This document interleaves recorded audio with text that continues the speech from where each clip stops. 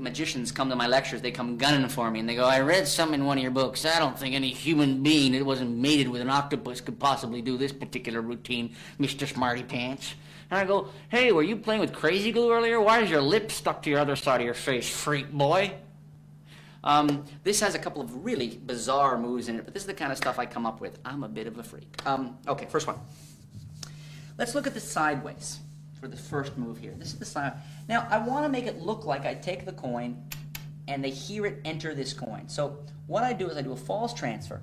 So I pretend it's in that. And as I come down, the right fingers are actually going to tap as I gesture here and say, with the whole idea of watching there, this is the exposed view. I actually tap against that other coin. So it's boom like that. Boom like that. From the front, it looks like this. It looks like I got 4 coins. I go, watch, I'll take this one, and just, boom, I missed my little, sorry. Say this one, watch carefully. Just like that, it goes inside. I'm just tapping a coin, okay? Then I do retention. I do the flying shuttle, showing only 1 coin. I pick this up, since I've got 1 in classic palm, I'm going to squeeze it into a clink pass. It's going to go into palm as I do that, showing the second one, okay? It apparently gets eaten.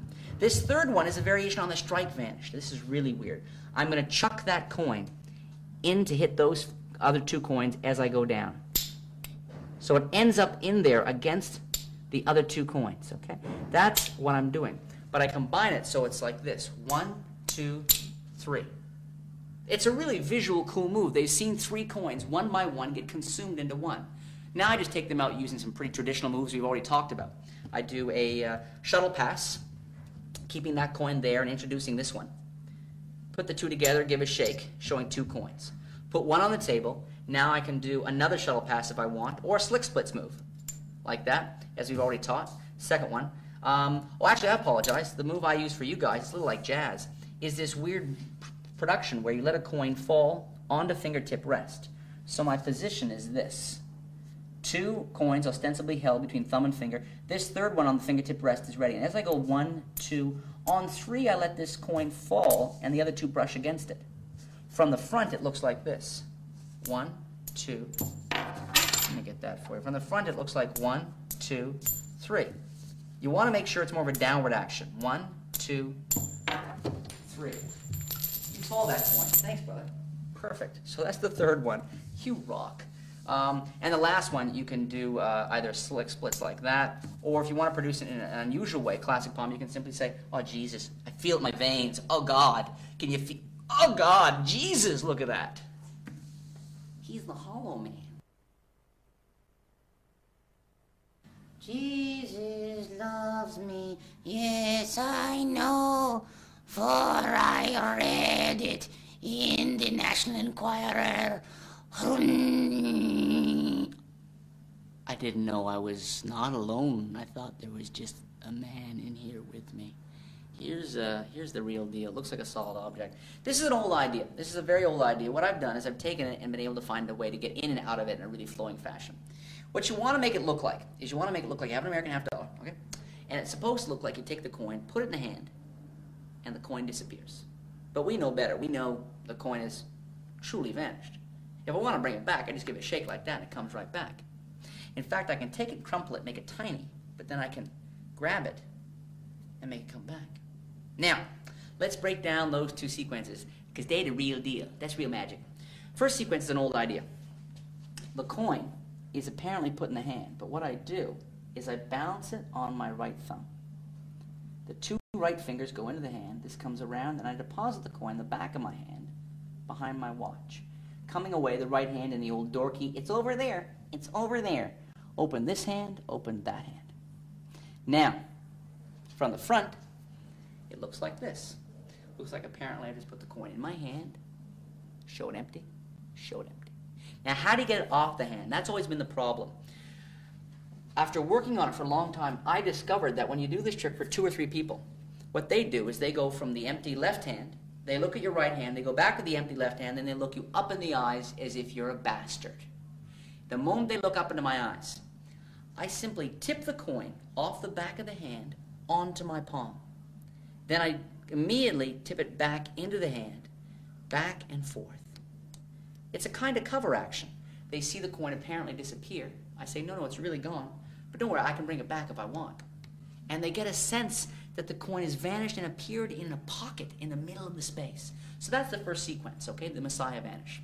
Dominus. The second sequence is slidini, where I take the coin and apparently put it in the hand and wave my hand. What I've done is I go into thumb palm. I'm here, I put it up into thumb palm and go down as if to sell it, okay?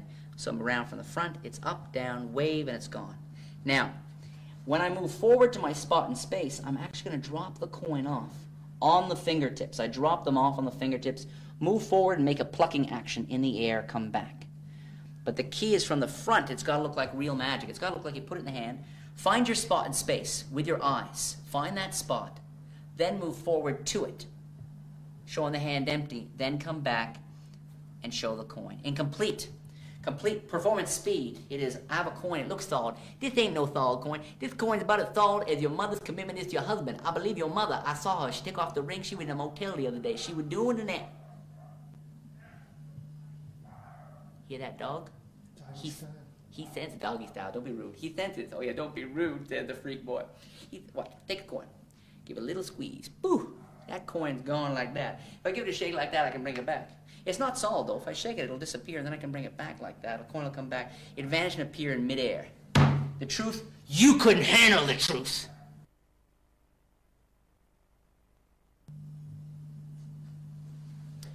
Hi there. You might be wondering why I'm wearing a jacket. Well, I like to be formal sometimes. Here's something with an English penny. An English penny in two hands, okay? Going to use the English penny. We're also going to use an American $half. English penny, American $half. Watch. I'm going to try to confuse you so you don't know which hand has which coin. English penny or $half, you got no idea, but watch carefully.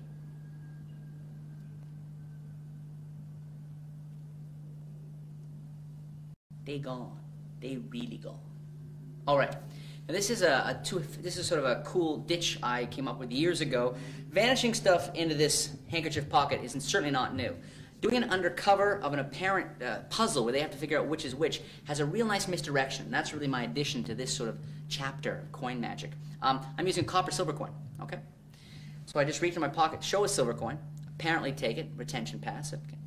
Go back in the same pocket, take out, and turn the coin around really hard, showing an English penny. Make two fists identical to themselves, which is weird because everything's identical to itself. I've pushed the copper silver coin out the heel of the hand. Now what I'm going to do is as I go in a circular action, trying to confuse them, this is plenty of misdirection to cover, and I'm going to drop that copper silver coin into my handkerchief pocket in which I've tucked some little bit of Kleenex in order to keep it open. So I go round, I chuck it into the pocket as I come forward, come away now.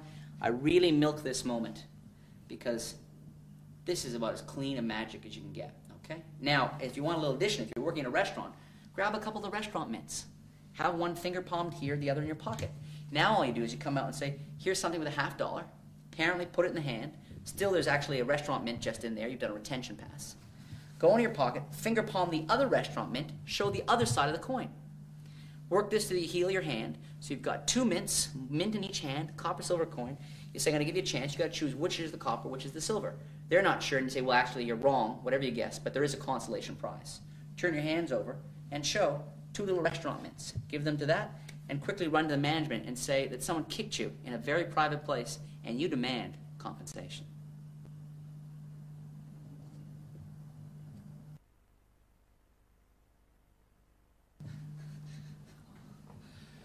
Okay, here's another little complicated routine. I've tried to make sure this tape has a real mixed bag of stuff that sometimes it's a little simple, sometimes get a little complicated. Other times what I try to do is I try to make sure that there's stimulation. Every time you're seeing, you're hearing, there's something sunny, someone patches you, scratch and smell maybe, there's audio, there's olfactory, to the shows, that's always there, you know. Hydrogen, helium, lithium, beryllium, boron, carbon, nitrogen, oxygen, fluorine, sodium, magnesium, aluminum, silicon, phosphorus, sulfur.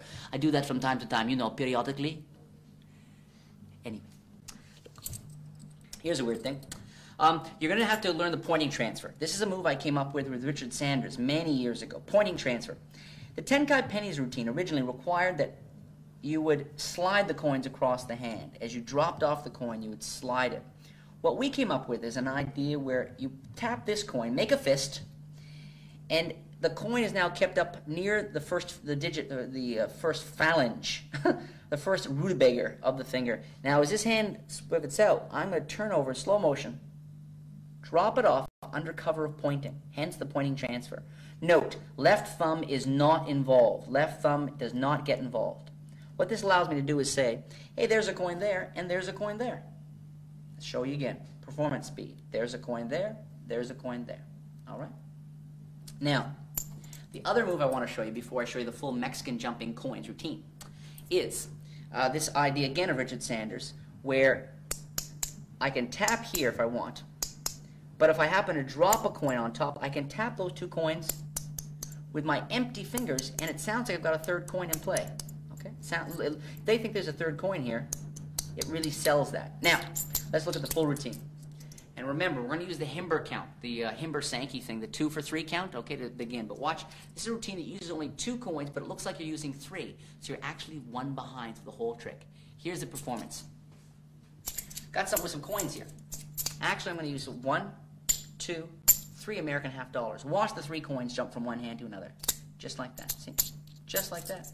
I had 3 there, but now I've only got 2 there. That's because one's gone across into the right hand. I say, watch the second one go. Just like that, there goes the second one. Now I only have 1 coin there and 2 there. Or you could say 2 down and 1 to go if you want. Watch the last coin go from my left hand. It's going to go from my left hand to join these 2 coins here. Watch the last one go. 3, 2, 1. That's all 1, 2, 3 coins from one hand to another. Okay, so let's break that down. It's a pretty clever routine, if I do say so myself, and apparently I do, and even put it on videotape. Watch. Here we go. You count the 2 for 3 using the Himber Sankey count. 1, 2, 3. Say the 3 coins are going to go from there to there. Now, what you've done is nothing so far, but you give a shake. And just like that, they see there's only 2 coins. Now, I would never open with this trick. There's too much faith required from the audience, so I don't open with it. What I do, though, once they're established or they think I am Jesus Christ himself, walking on water, because it's winter, after all, frozen ice, hey, anybody can. Anyway, once they see that, now they're more apt to believe that when I give a shake, that one of the coins did just go across. I'm going to use the pointing transfer here. 2 coins there, 1 coin there. I did the pointing transfer to make 1 coin go across. I say, watch the next one go. They just saw 2 coins in that hand. Now they see just 1. Already the coins are melting away. Pointing transfer. 1 coin here, 2 coins there. Now I'm going to do a pointing transfer back into the right hand. Or you could say 2 coins there, 1 coin there. Watch the last one. To finish, I do the Sanders idea of dropping off the coin, tapping with those 2 coins. I really emphasize as if I got a coin in here, but it's an empty hand. Classic palm this. Let the 1 coin fall just there on top of the other one. Count the 2 for 3. In performance speed, here's a little something with 1, 2, 3 coins. Watch. There goes the first one. See? Now I've got 2 coins there and 1 coin there. You could say 1 coin's gone across. Watch the second. Whoa. Just like that. Now I only have 1 coin there and 2 coins there. Or you could say 2 down and 1 to go. Watch the last coin go from my left hand to these 2 coins here. 3, 2, 1. That's all 3 coins from one hand to the other.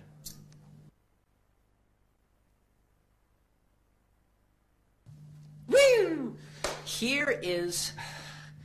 This is no innovation. This is a subtle little addition to the body of work surrounding the striking vanish. David Williamson's striking vanish is definitely one of the most magical, versatile moves that's come out around coin magic in the last couple of decades. I mean, it's just a great move.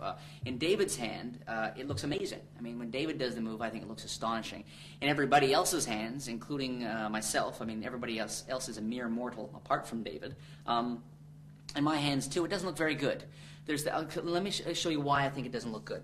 The way it's traditionally taught is you go tap, tap, then you chuck the object, you toss the object into the right hand as you come up and you go down. The idea is to go 1, 2, throw, 1, 2, 3, throw into the hand and down. Now, no matter what I've seen do it, apart from David Williamson, there's this sense of an up-down action. Like you go up and down. And when I watch people do it, there's this, my neck, I get this sore neck. What I figured out one day, though, for mere mortals like us, you and me, is that if you, instead of tossing the coin up, if the left hand drops away fast enough, if you just drop the hand and leave the coin in the air, you can actually scoop the coin out of the air. It can look as good as the striking vanish, but it's none of this 1, 2, up, down.